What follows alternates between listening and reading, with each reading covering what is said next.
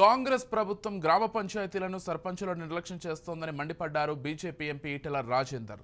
Telangana BJP రాష్ట్ర కార్యాలయంలో జరిగిన పండిత్ దీన్ దయాళ్ ఉపాధ్యాయ జయంతి వేడుకల్లో ఈటెల రాజేందర్ పాల్గొన్నారు. గత బీఆర్ఎస్ ప్రభుత్వం సర్పంచులను గ్రామ పంచాయతీలను ఏమాత్రం పట్టించుకోలేదని, ప్రస్తుతం కాంగ్రెస్ ప్రభుత్వం కూడా అదే చేస్తోందని అన్నారు. రేవంత్ రెడ్డి పీసీసీ అధ్యక్షునిగా ఉన్నప్పుడు బీఆర్ఎస్ నిర్లక్ష్యం గురించి ప్రశ్నించి వారి ఓట్లు దండుకుని ఇప్పుడు గ్రామ పంచాయతీలను పూర్తిగా విస్మరించిందని ఆగ్రహం వ్యక్తం చేశారు. బిల్లులు రాక ఎంతో మంది సర్పంచులు గతంలో ఆత్మహత్య చేసుకున్నారని, ఇప్పటికీ అదే కొనసాగుతోందని అన్నారు. దసరాలోపు పెండింగ్ బిల్లులన్నీ క్లియర్ చేయాలని సీఎం రేవంత్ రెడ్డికి డెడ్ లైన్ విధించారు. లేదంటే రాష్ట్ర వ్యాప్తంగా సర్పంచుల తరఫున ఆందోళనలు చేపడతామని ఈ సందర్భంగా ఈటెల రాజేందర్ హెచ్చరించారు. ఎద్దేడిసిన వ్యవసాయం రైతు ఏడిచిన రాజ్యం బాగుపడదు.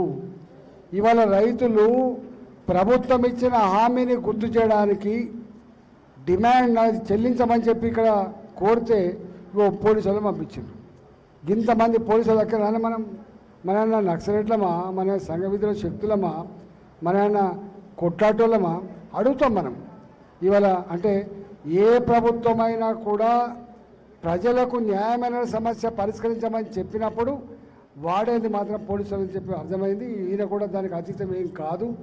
కాబట్టి ఇవాళ రైతులకి 2 లక్షల రూపాయల రుణమాఫీ గడికేసర్ సొసైటీలో కావచ్చు, మొత్తం కావచ్చు, వెంటనే చెల్లించాలని చెప్పి నేను వాళ్ళ పక్షాన డిమాండ్ చేస్తున్నా ముఖ్యమంత్రి గారికి.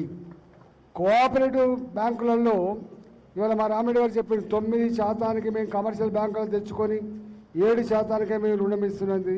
అంటే కోఆపరేటివ్ వ్యవస్థ అంత గొప్పగా ఉంటుంది. కాబట్టి ఈ కోఆపరేటివ్ వ్యవస్థకి ప్రభుత్వ పరంగా ఇవ్వాల్సిన వడ్డీ అయితే ఉందో ఆ వడ్డీని తక్షణమే ఎప్పటికప్పుడు చెల్లించమని చెప్పి కూడా డిమాండ్ చేస్తున్నా. రైతుతో గోక్కునే ప్రయత్నం చేయకండి, రైతులను ఇబ్బంది పెట్టే ప్రయత్నం చేయకండి.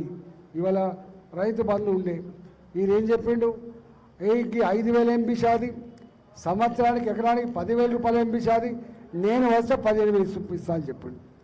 కౌలు రైతాంగం కూడా ఇస్తా అని చెప్పిండు. ఏ భూములైతే కలిగి ఉన్న యజమాని వ్యవసాయం చేయకపోతే కౌలు తీసుకున్న రైతులు కూడా ఇస్తా అని చెప్పిండు. మీకు తెలుసు. చివరికి రైతు దగ్గర కూలీ చేసే రైతు కూలీలకు కూడా నెలకు 1,000 రూపాయలు చొప్పున సంవత్సరానికి 12,000 రూపాయలు ఇస్తా అని చెప్పిండు. మనం చెప్పలే, ఆయన చెప్పిండు. ఇవాళ 6 గ్యారంటీలు, 66 హామీలు, 420 పైచిలకు సమస్యలు ఏవైతే చెప్పిండో గవాడి గురించి అడుగుతుంది తప్ప మన ఒక్క మాట కూడా పొల్లు పోకుండా వాళ్ళు చెప్పండి మనం అడగట్లేదనే విషయం మనం మర్చిపో